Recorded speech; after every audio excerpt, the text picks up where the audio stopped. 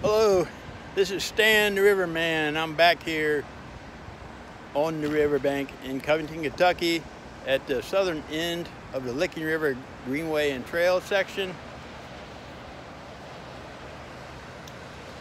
I want to update the series I'm doing on river cane. Meanwhile, let me mention there's a barge, Ohio River barge, coming up to Ashland Oil. They're going to probably refill this barge with gasoline or petroleum products and ship it out.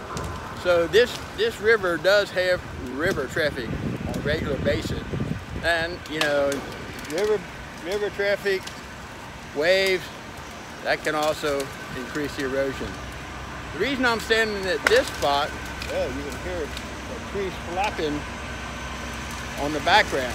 This tree was not in the river yesterday. That's the reason I'm at this particular location.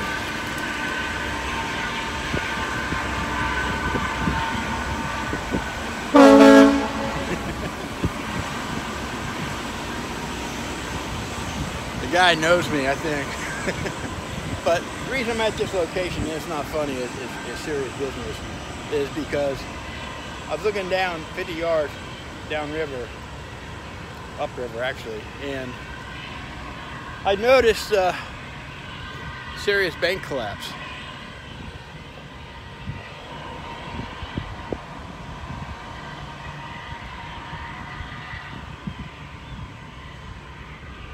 This is upriver from where I'm planting some river cane today on my continuing series on river cane. So I saw those trees laying out in the water from a distance down there. I thought, man, I'm gonna come check it out.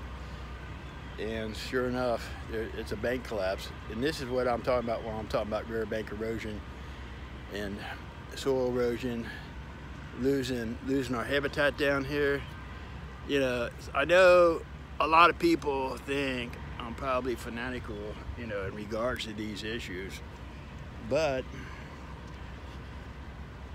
from my perspective, this stuff here is preventable. If these powers to be, city officials, government officials, whoever, gets motivated to start seriously addressing the issue of riverbank erosion.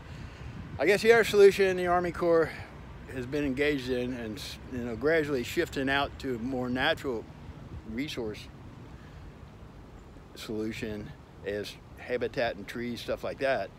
But the old go-to is steel and iron concrete walls and pilings and levees, that kind of stuff. So I don't know if they can keep that up at that, you know, at the rate everything is disappearing here. So today I'm going to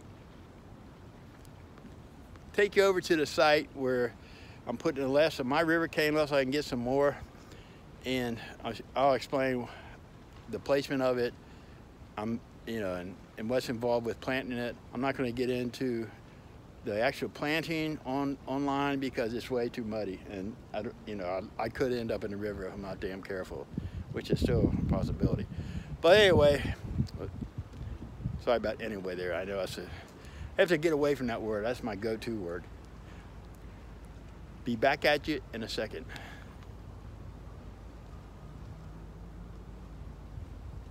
Okay, I'm back. I'm about 75 yards downriver from the bank collapse. This is my newest location for river cane along this section. I planted some in this spot last week, and today I'm following up with some more planting a little higher up on the bank. And I'll show you the layout. I've only got a limited amount of river cane, so I've got to stretch it out to the best I can, unless I can get another source, which might be possible. I'm not sure. But for today, this is what's up.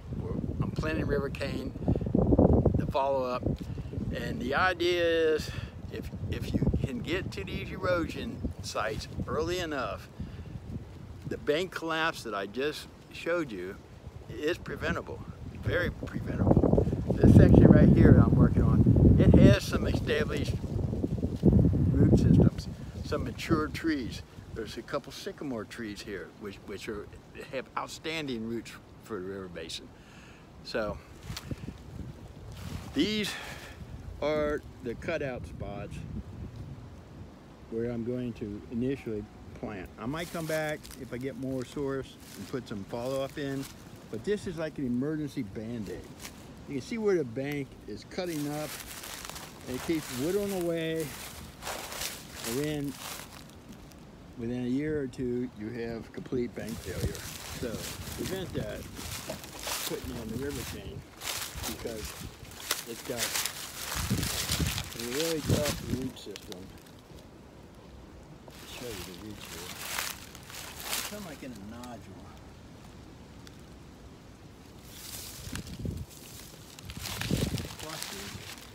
So what I'm going to plant along this step up here on one layer of river cane, and where the log is, where my muddy tracks are down there, I'm going to put a couple down there. So the plan is that eventually this whole section, I'm talking like 5 years if everything goes good, will become filled in with river cane. And you know, from that, it will help hold the shore, and you maybe even supply more river cane for future use if I need some. So that's the plan for today. I'm down here on the riverbank. Today is Wednesday the 22nd. I actually said yesterday was the 22nd. Oops, my mistake.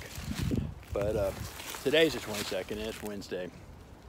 So last week I put that in. It went underwater. It survived. Beavers attacked some trees up here, so I'm going to deal with that issue. Well, I'm looking down the riverbank, I see a new tree that they're gnawing on.